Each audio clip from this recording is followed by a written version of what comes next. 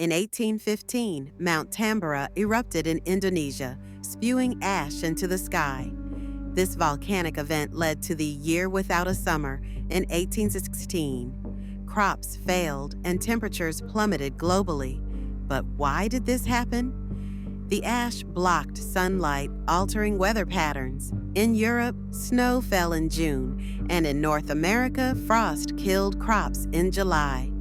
This climate anomaly inspired Mary Shelley to write Frankenstein during a gloomy summer in Switzerland. Could a single event change the world?